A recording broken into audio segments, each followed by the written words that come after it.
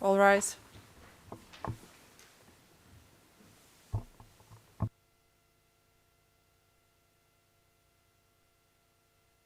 The Kosovo Specialist Chambers is now in session.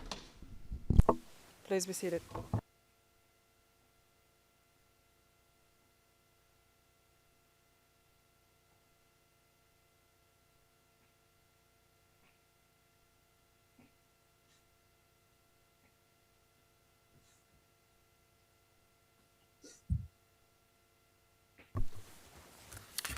Good morning and welcome everyone in and outside the courtroom.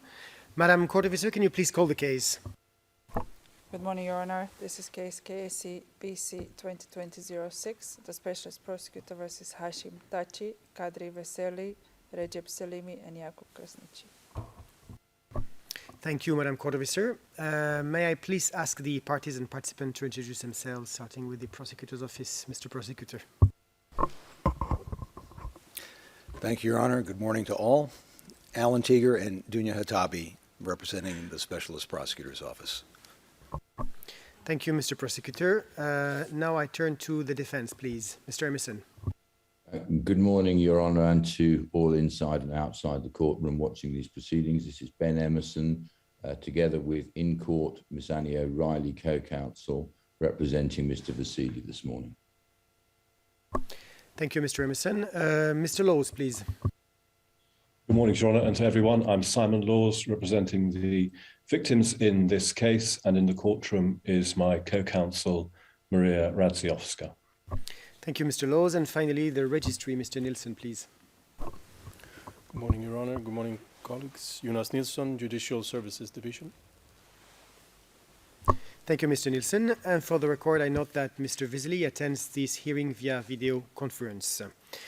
On 3 September 2021, the SPO filed a request to amend the indictment pursuant to Rule 91B. The SPO presented 3 categories of amendments. The first category consisted of 2 detention sites located at Suvareka municipality at or in connection with which KLA members committed acts of persecution, imprisonment, arbitrary detention, other inhumane acts, cruel treatment, torture, murder, and enforced disappearance.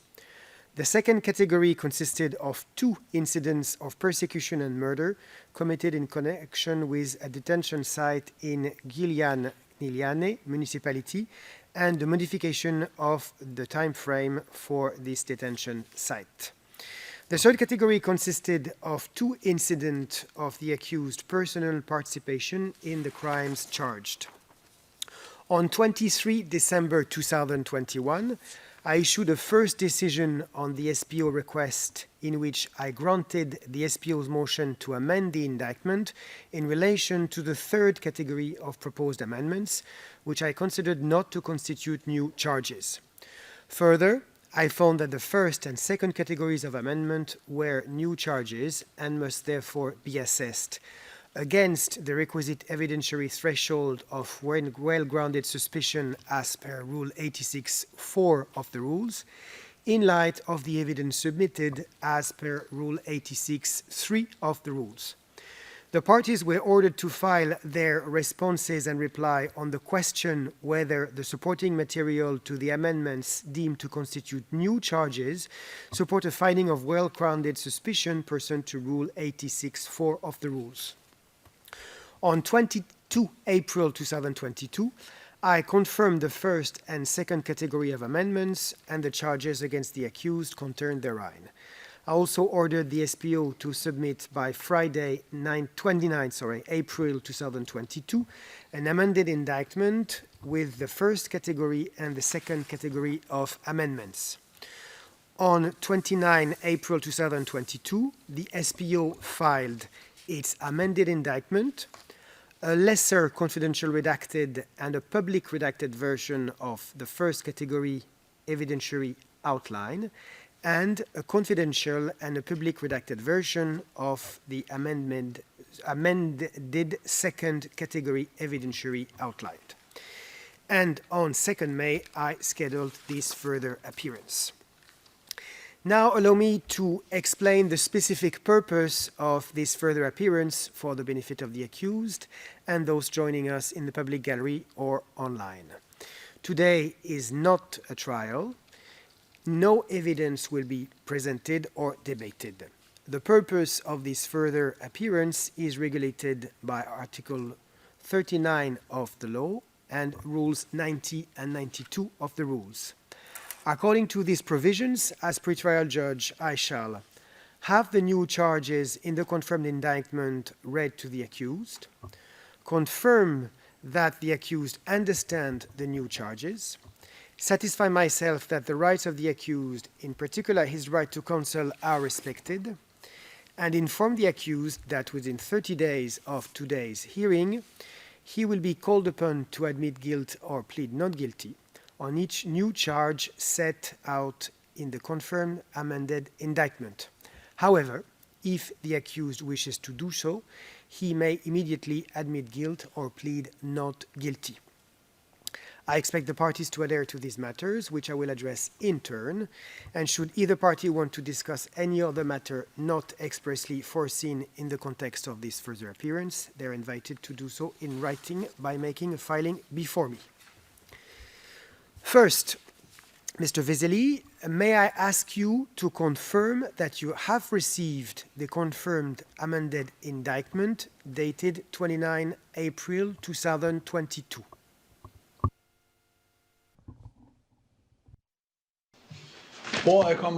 Yes, I have received it. Thank you, Mr. Veseli. I will now ask the court officer to read out the new charges contained in the confirmed amended indictment as foreseen in Article 39 of the law and Rule 92. Madam Court Officer, please. Thank you, Your Honor. In the amended confirmed indictment, the specialist prosecutor adds the following new charges against Mr. Kadri Veseli. A.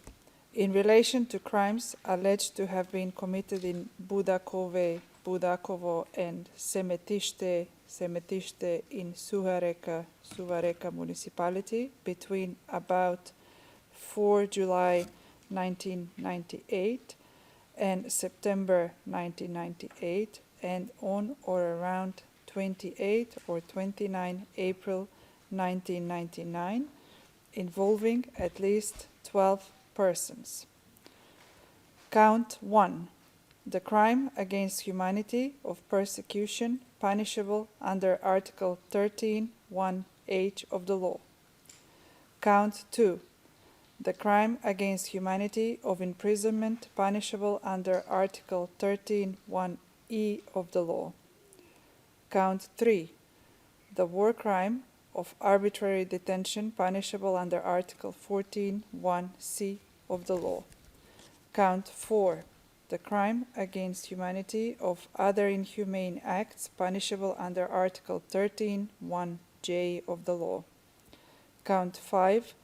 The war crime of cruel treatment punishable under Article 14(1)(ci) of the law. Count 6. The crime against humanity of torture punishable under Article 13(1)(f) of the law. Count 7.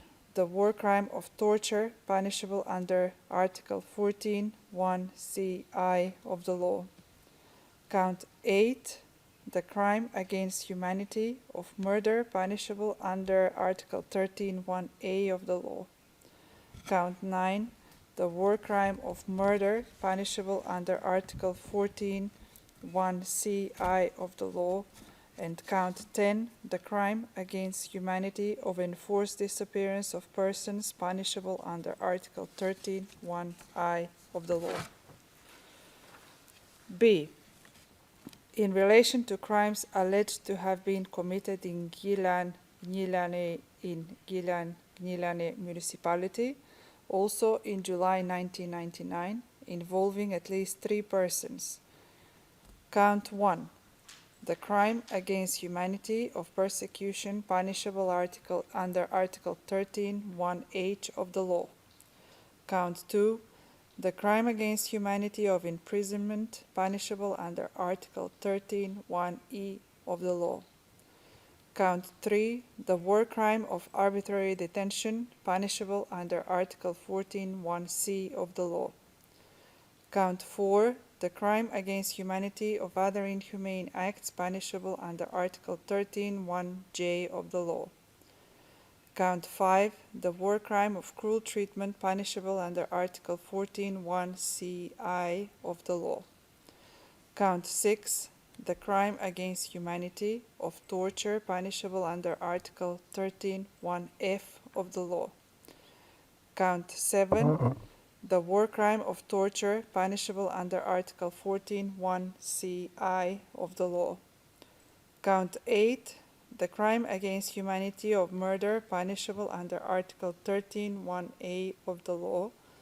And count 9, the war crime of murder punishable under Article 14(1)(ci) of the law. 2. The crimes under counts 1, 2, 4, 6, 8, and 10 were committed as part of a widespread or systematic attack directed against the civilian population in Kosovo and northern Albania from at least March 1998 through September 1999. In particular, these crimes targeted opponents who were perceived to have been collaborating or associating with Federal Republic of Yugoslavia (FRY) forces, officials, or state institutions, or otherwise not supporting the aims or means of the Kosovo Liberation Army (KLA) and later the Provisional Government of Kosovo, including persons associated with the Democratic League of Kosovo and persons of Serb, Roma, and other ethnicities. 3.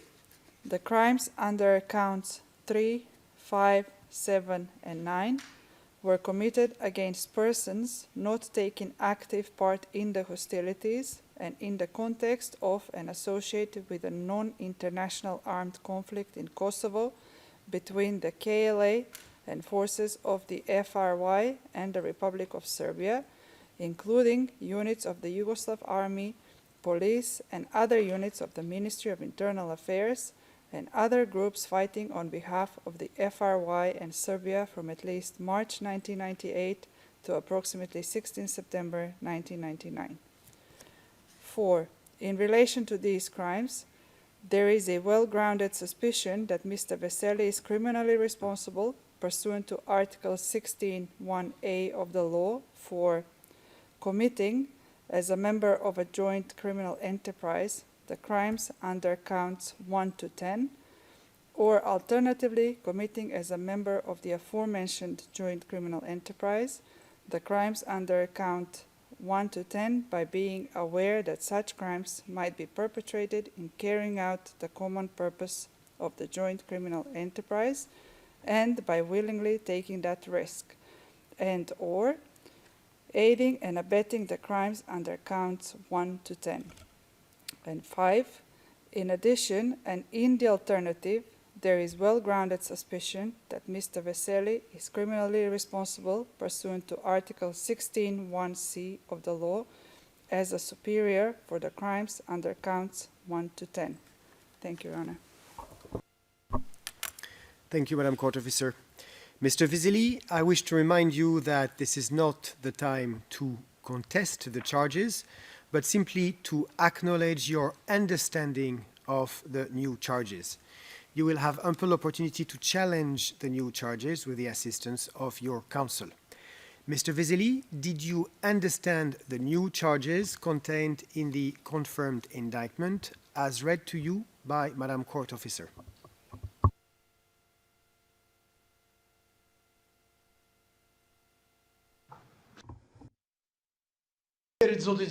Thank you, Your Honor. I read the charges. My only wish is that these proceedings start as soon as possible and that I'm given the opportunity to express my opinion, my innocence in front of the people of Kosovo, in front of the fighters of the KLA and everybody. Thank you very much. Thank you, Mr. Veseli. Now let me recall your rights before this court. The law on the specialist chambers and the rules of procedure evidence guarantee you a number of rights, and I will read out the most important ones. First, you shall be presumed innocent until proven guilty beyond reasonable doubt. In the determination of the charges against you, you are entitled to a fair and public hearing, subject to any measures ordered for the protection of victims and witnesses. You have the right to be informed promptly and in detail, in a language which you understand, of the nature and cause of the charges against you. You have the right to have adequate time and facilities for the preparation of your defense and to communicate with the counsel of your own choosing. You have the right to be tried within a reasonable time. You have the right to be tried in your presence and to defend yourself through your counsel. You have the right to have counsel assigned to you and without payment if you do not have sufficient means to pay for it. You have the right to examine or have examined the witnesses against you and to obtain the attendance and examination of witnesses on your behalf. You have the right to have the free assistance of an interpreter if you cannot understand or speak the language used in the court. You have the right not to be compelled to testify against yourself or to admit guilt. You have the right to remain silent, and no adverse inference shall be drawn from your silence. You also have the right to make unsworn statements relevant to the case, and you may appear as a witness under oath. You have the right to lodge preliminary motions. You have the right to receive the supporting material to the amended indictment submitted for confirmation. You have the right to receive all statements of witnesses whom the specialist prosecutor intends to call to testify at trial in the language you understand and speak. You have the right to receive immediately any information which may reasonably suggest your innocence or mitigate your guilt or affect the credibility or reliability of the specialist prosecutor's evidence as soon as the information is in his custody, control, or actual knowledge. You have the right that all material and relevant evidence or facts in possession of the specialist prosecutor be made available to you before the beginning of and during the proceedings. This right is only subject to restrictions which are strictly necessary and when any counterbalancing protections are applied. You have the right not to be detained for an unreasonable period prior to the opening of the case, to request review of decisions on your detention, and to appeal such decisions directly before the Court of Appeal. And finally, you have the right to appeal either directly or through the certification process as provided for under the rules. Mr. Veseli, you heard the most important rights that you enjoy in accordance with the applicable legal framework of the specialist chambers. Do you understand these rights?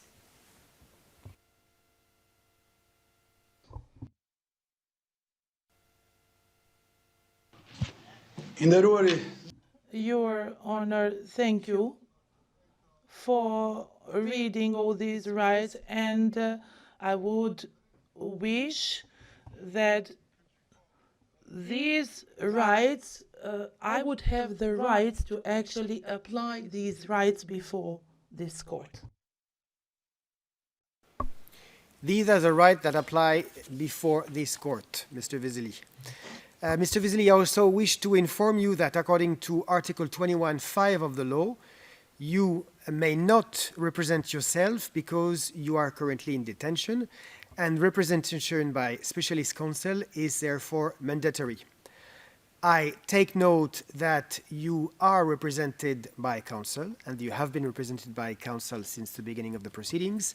I am therefore satisfied that the accused is presently represented by counsel. I will now turn to the possibility for the accused to enter a plea, if any, in accordance with Rule 92. Mr. Veseli, within 30 days from today, you will be called upon to admit guilt or plead not guilty on each new charge in the confirmed amended indictment. If you wish to do so, you may choose to immediately admit guilt or plead not guilty. I would therefore like to ask you, Mr. Veseli, if you had had the opportunity to discuss the charges in the confirmed indictment with your counsel, and if you are prepared to enter a plea at this time. Mr. Veseli.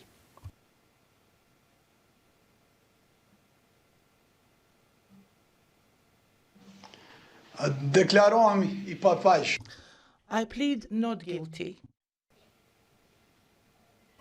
Thank you, Mr. Veseli. This is noted. At this point, I would like the parties and participants, whether they have any other issues they would like to raise. Starting with the Specialist Prosecutor's Office. No, Your Honor, thank you. Thank you, Mr. Prosecutor. Mr. Laws, please. Thank you, Your Honor. And now I turn to the defense. Mr. Emerson, please. Nothing at this stage, Your Honour. Obviously, further issues to be raised at the status conference on the 20th of May. Thank you, Mr. Emerson. I will just take time very briefly to issue an oral order on the briefing schedule in relation to the defense request for reconsideration and leave to appeal from Mr. Veseli, which is F796. In light of the question of admissibility I posed in my decision of 2nd May 2022, which is F795, and the briefing schedule set therein, I order the SPO to respond to the Veseli request, which is F796, by Monday, 23 May 2022. In addition, I note that I vary the deadline pursuant to Rule 9 of the rules for a decision on the request for leave to appeal my decision confirming the new charges to the indictment to 7 days from the latest submission of any of the parties on this matter. And this concludes my oral order. This concludes today's hearing. I thank the parties and participants for their attendance, and the hearing is adjourned. Thank you. All rise.